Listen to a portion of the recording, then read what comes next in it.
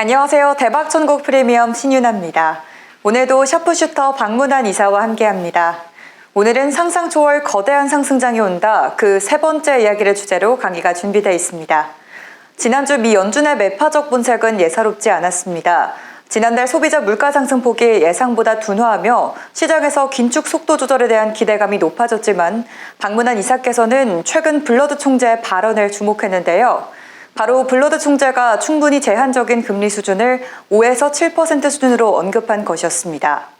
해당 발언으로 시장이 크게 반응하진 않았지만 또다시 시장이 흔들리지 않을까 불안한 상황인데요.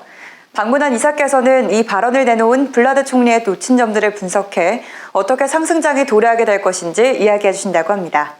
여기에 시청자들이 궁금증으로 갖고 있었던 운전자본을 제외한 매수 결정의 이유도 소개해 주신다고 하니까요. 끝까지 함께해 주시기 바랍니다. 네, 그럼 박문환 이사의 스페셜 리포트 지금 바로 시작합니다.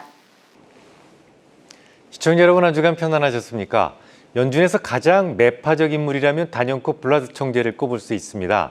그의 생각은 다른 의원들과도 너무 동떨어져 있었기 때문에 별로 마음에 두지 않고 있었습니다만 지나고 나서 보니까 상당 부분 그의 발언이 맞았었습니다. 그런데 말이죠.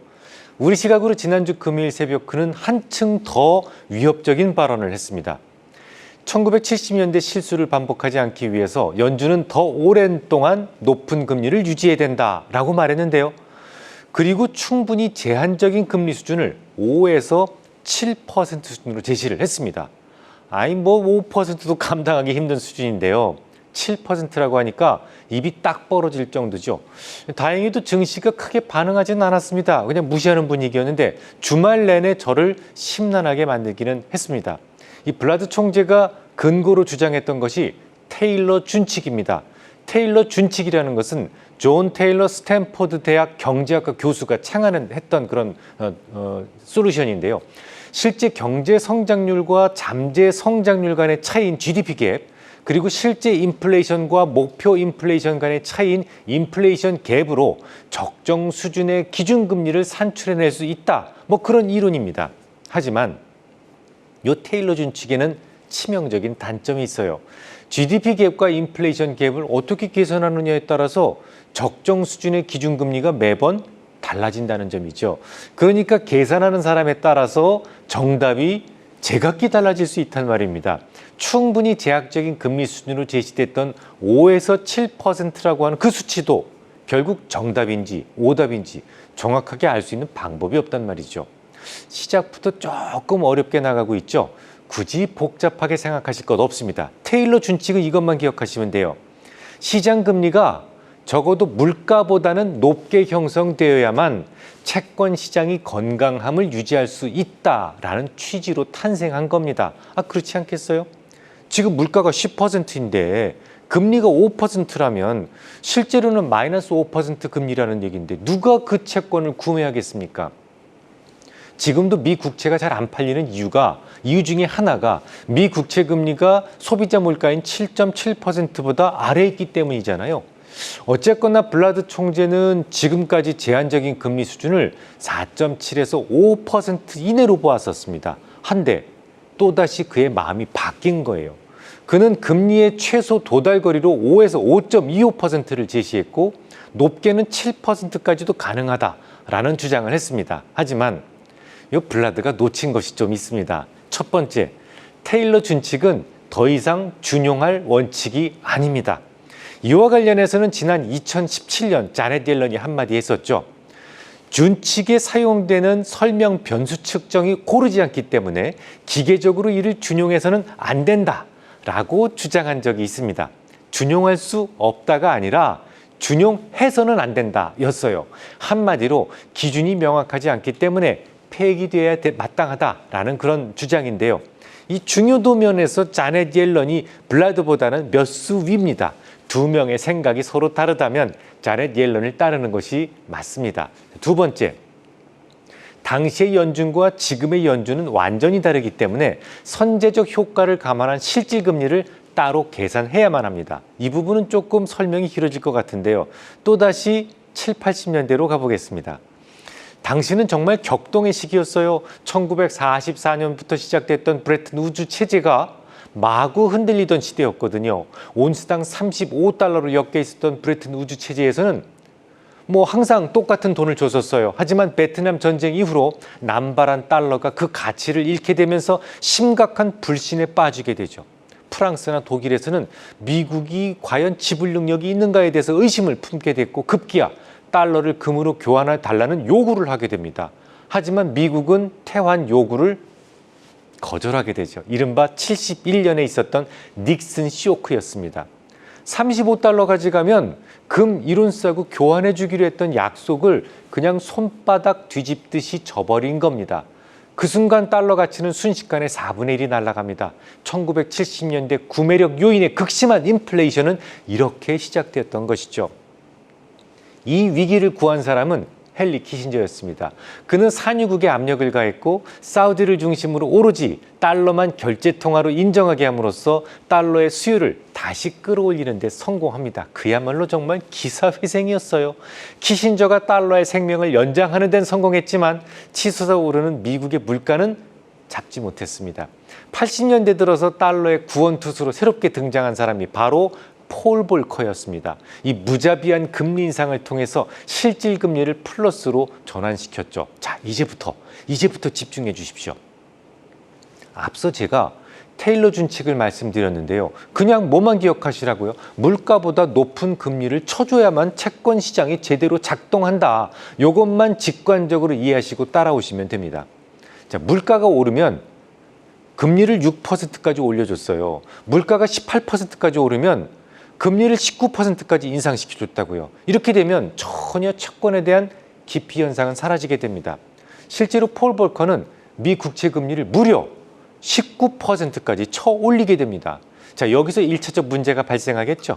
너무 가혹한 금리 때문에 부도가 속출하게 되는 등 이 국제사회는 심각한 고통 속에 휘말리게 됩니다.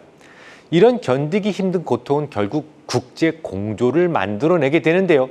1985년에 있었던 그 유명한 플라자 협약이 그것입니다. 당시에 플라자 협약의 정당성을 주장하기 위해서 미국 측이 제시했던 것이 무엇인지 아십니까? 조금 웃으실지도 모르겠는데요. 달러 강세로 인한 미국의 누적적 무역 적자였습니다. 정말 웃기지 않습니까? 달러가 얼마 전까지만 하더라도 금태환 딱 중단시키면서 폭락했었다라고 말씀을 드렸었는데요. 달러 강세 때문에 문제가 발생했다라는 거예요. 자, 그럼 당시에 자존심이 강한 구미 선진 국가들이 왜 미국의 제안에 곧장 동조했을까요?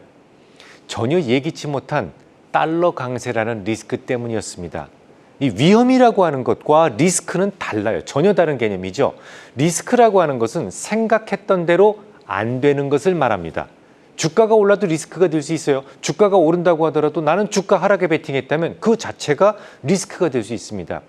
자, 그런데 시장에서는요, 돈을 엄청 많이 찍어내지 않았습니까? 그럼 달러 가치는 돈을 많이 찍어냈으니까 하락해야만 되잖아요. 실제로 달러 가치가 하락했고 그것 때문에 물가가 폭등했었는데 여기까지는 큰 문제가 생기지 않았습니다. 왜? 모두 예측했었던 일들입니다.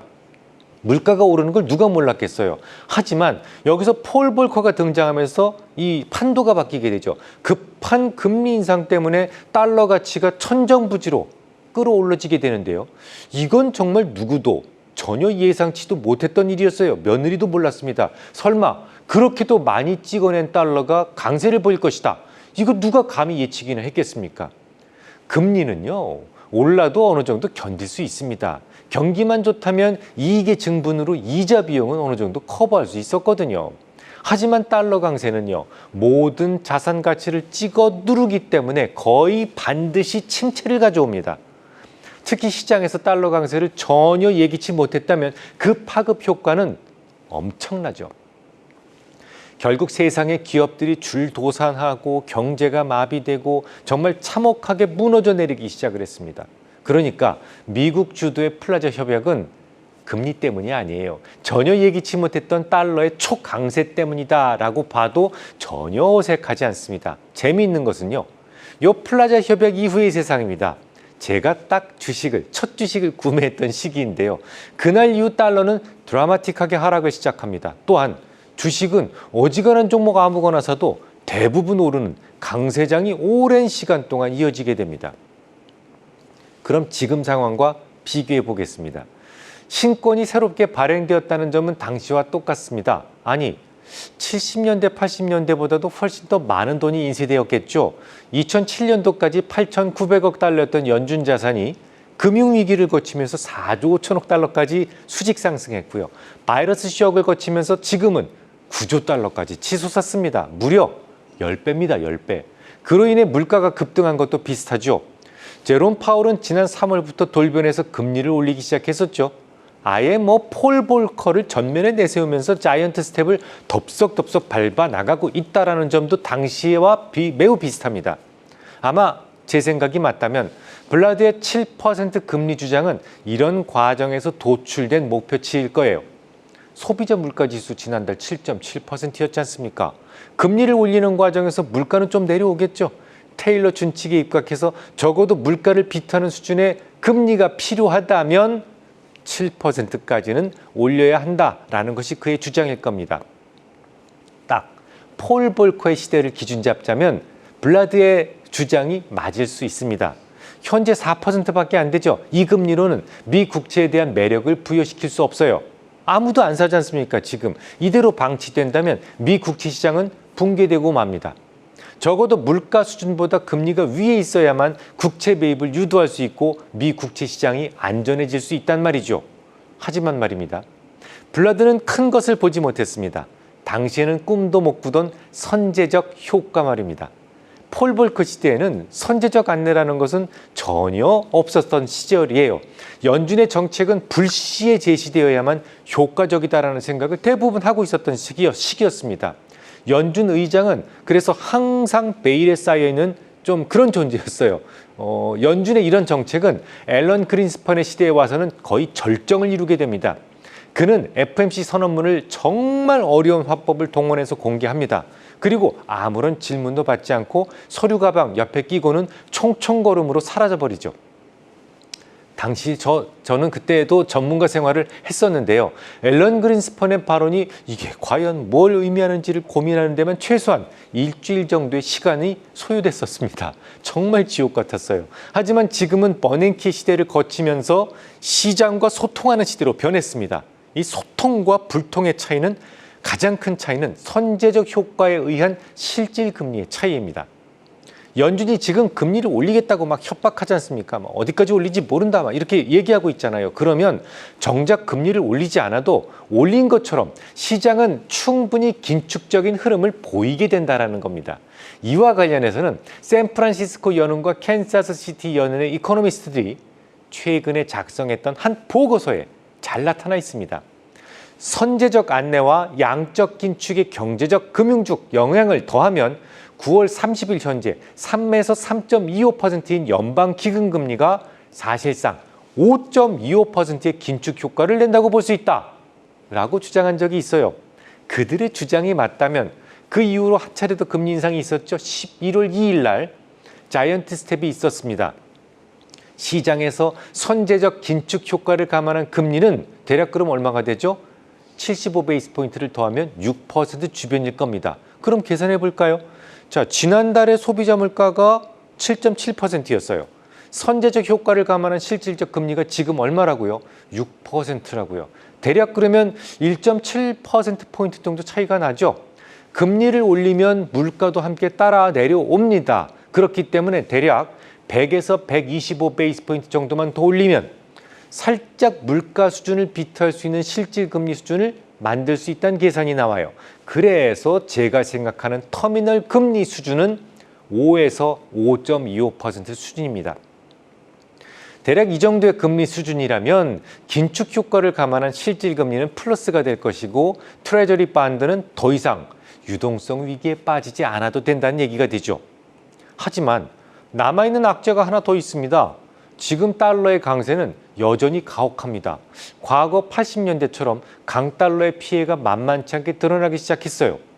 미 국채 시장은 완전히 안정된다고 하더라도 특히 러시아와 우크라이나 전쟁으로 인해서 에너지 가격의 상승에 시달리는 유럽은 더 큰 고통에 놓이게 되겠죠. 궁극변이라고 견디기 힘든 고통이 지속된다면 세상은 또다시 제2의 플라자 협약을 이끌어낼 수도 있습니다. 과거에는 독일과 일본이 플라자 협약의 주축이었죠. 지금은 유로화, 엔화, 파운드화가 되지 않겠습니까? 이들 3개 정도, 3개 전후의 통화만 자국의 이익을 위해서 협력할 수 있다면 제2의 플라자 협약이 지금이라도 당장 시작될 수 있는 겁니다. 진정한 주가 바닥은 그때부터예요. 85년도처럼 달러의 약세로부터 바닥은 시작될 겁니다. 자, 그러면 간단하게 정리를 해드리죠. 요 과정만 여러분들이 다 이해하실 수 있다면 지수가 조금 흔들리더라도 담대함을 유지시킬 수 있으실 겁니다. 7, 80년대와 지금의 공통점을 좀 자세히 보시기 바랍니다. 우선 엄청난 화폐 발행이 있었죠. 그 이후에 물가 급등의 시대가 시작됩니다. 그 물가를 잡기 위해서 금리의 속등 시기를 겪게 되는데요. 금리 속등과 동시에 달러가 강세를 보이는 과정이 관찰됩니다. 달러의 초강세는 이미 몇 개의 나라에 큰 타격을 주기 시작했기 때문에 달러의 강세를 약세로 돌려야 된다는 공감대가 형성되기 시작하죠. 이때부터 주가는 장기적으로 상승세로 접어들 수가 있습니다. 끝으로 여러분들이 하셨던 질문에 대한 답변 하나를 하고 마무리하도록 하겠습니다. 저는 지지난 방송이었던가요? 9월 29일 석 달치 운전 자본을 제외하고 모두 매수했다라는 말씀을 드린 바 있어요. 거의 9월달, 10월달 초쯤에 이런 말씀을 드렸던 것 같은데 왜 그런 결정을 내렸느냐라는 질문이 참 많았습니다. 나름 3가지 이유가 있습니다. 첫째, M2를 보았습니다. 미국 M2를 기준으로 보면 2021년 2월 전년 동기 대비 27%나 급증했는데요.